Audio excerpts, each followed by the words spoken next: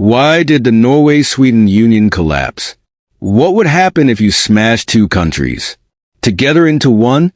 It might make an ultra-powerful superstate, or more likely it'll start a war. But when this exact thing happened with Norway and Sweden in the 19th century, the result was a strange multi-decade failure that both nations seem embarrassed to remember. In this video, we'll look at the oft-forgotten union of Sweden and Norway and see how the odd attempts to bind them together crashed and burned in less than a century.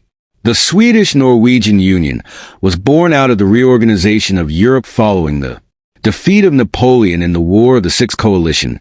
Denmark controlled Norway at the time and had allied with Napoleon. It agreed to surrender Norway to Sweden as punishment. The Swedes believed the United Peninsula, along with Norway's extra men and resources, would be a valuable defensive move for the 19th century.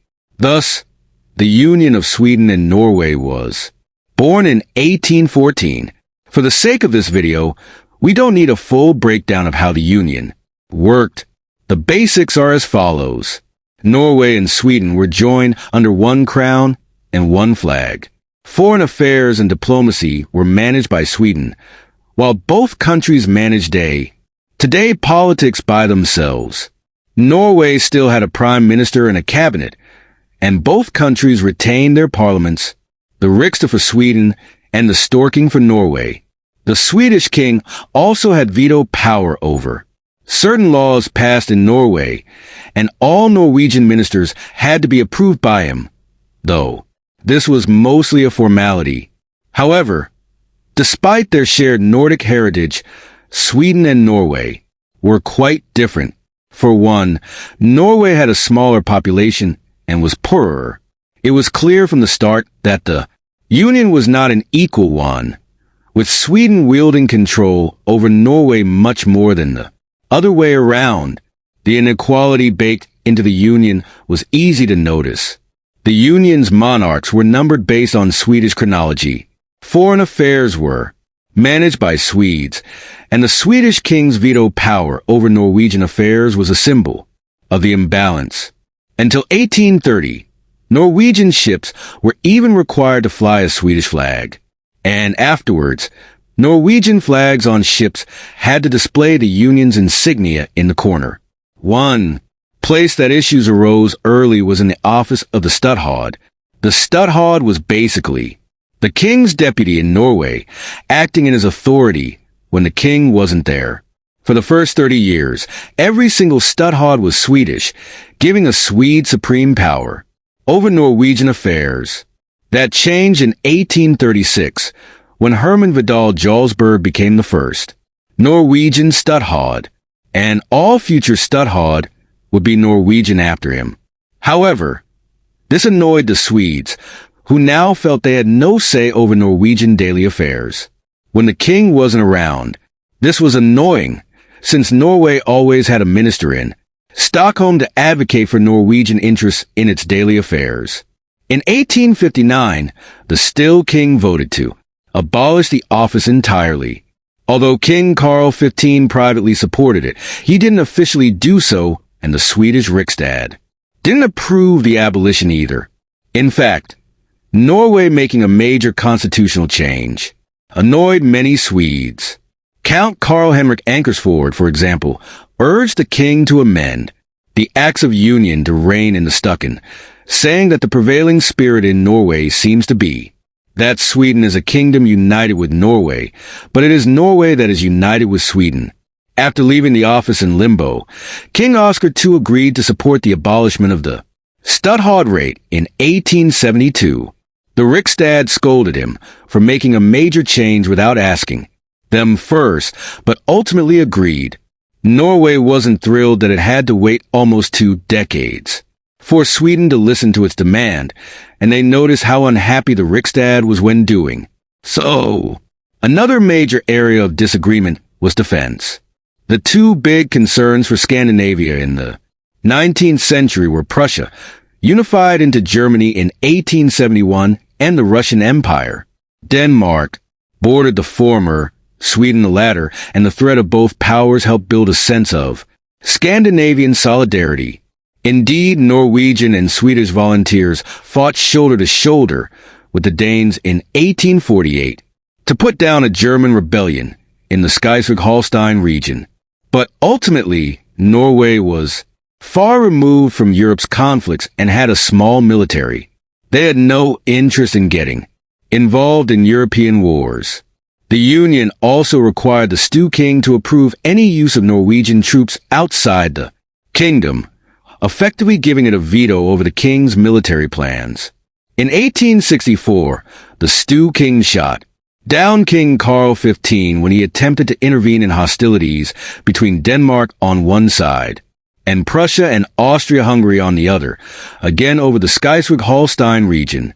This veto frustrated the king, and Denmark's ultimate defeat and loss of the Schleswig-Holstein region built resentment against the Norwegians in military circles that never quite faded.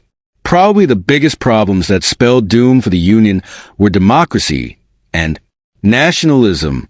The second half of the 19th century was one of democratic revolution and the birth of national identities across Europe. Norway and Sweden were not immune, and while they avoided outright revolution, there was an obvious swell of national identity after 1848 and growing calls for a democratic revolution to supplant the old political order. Norway was especially open to the democratic impulse, and it gained ground quickly. Norway's constitution was among the most democratic in Europe, and it inevitably came into conflict with the Union, designed mostly by old-school elites. The Stew King gradually filled up with members who reflected this democratic impulse.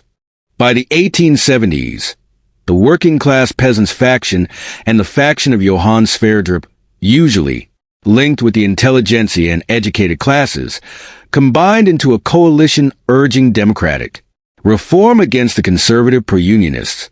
This democratic impulse went hand in hand with a rising sense of Norwegian nationalism, with a flourishing of books, plays, music, poetry, and other cultural output. Norwegian identity and culture was exploding. With this sense of self came a sense of pride that couldn't accept Swedish domination. The left faction began wielding their power in the Stew King to take back control from the Swedish king. By the 1880s, there was practically a culture war in Norway between the radical anti-union democratic left and the conservative pro-union right. The Stew King elections in 1882 saw Sverdrup's left coalition sweep into power and throwing the future of the Union into doubt. How long could Sverdrup's democratic nationalists accept a conservative monarchical union with a power? Fearful of a full-blown revolution, Oscar II reached out to fellow European rulers, including Bismarck of Germany, for advice. When word of this got out, Oscar was accused of seeking foreign help to oppress the Norwegians, and public opinion utterly prevented him from acting. Sweden was forced to accept the rebalancing of power, but by now, the tide of Norwegian nationalism couldn't be stopped. It was no longer a matter of if the Union would last, but for how long. There were two straws that finally broke the Union's back. The first was diplomacy. Basically, Sweden retained control over all of Norway's foreign relations. Norway instead wanted to appoint its own consulars to represent its interests. After all, it was a nation with interests like any other.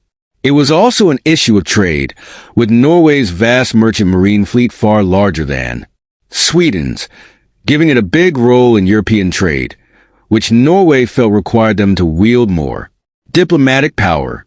Sweden refused to accept this. The disagreements went on for years, with negotiations about establishing a joint council to oversee foreign affairs breaking down in 1890. The second issue was defense. In 1885, Norway reduced its already low number of active troops to the Swedes, who had entered the Union largely as a defensive move. This was a failure of Norway to uphold its promises. Norwegians, meanwhile, didn't want to be used as Swedish cannon fodder if the much-feared war with Germany or Russia ever came. Through the 1890s, These two issues caused relations between Norway and Sweden's leaders to collapse. Negotiations went nowhere, and both sides came to believe the other was threatening their interests. Sweden was oppressing Norway. Norway was failing in its promises to Sweden. Either way, both sides agreed the union wasn't working. The disagreement was so bad that there were rumors of a military solution. By 1900, Norway had ramped up its military spending, but used it to start building forts on the Swedish border. To the Swedes, who were investing men and resources fortifying the border with Russia to protect both themselves and Norway, it was a massive insult. Events dragged out for years, with negotiations failing to solve anything. In 1904, a final Swedish denial to back down on the concert issue proved to be the final insult. It was obvious to everyone that the union had fallen apart.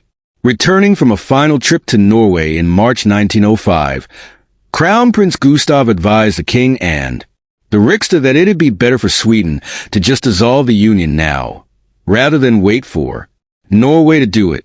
But the king was prevented by oath from doing so, and the Riksdag ignored him. A few weeks later, the Norwegian government voted to establish its own consular service in direct defiance of Sweden. The entire government resigned, and on June 7, 1905, the Stew King voted to dissolve the union. The king was deeply upset, but he was powerless to stop them. Regardless of how he felt, it was obvious that the people of Norway and Sweden were sick of the union. Practically, no one considered it to be worth the trouble to save. King Oscar and the Riksdag were forced to accept the dissolution, asking only that the Stew King hold a public vote to confirm that it was the will of the people. With 367,149 votes to just 184, there was no mistaking that it was. Thankfully, Sweden and Norway's relationship recovered quickly. King Oscar II's granddaughter even married into the newly established Norwegian royal family in 1929. And today, the countries are close allies and friends.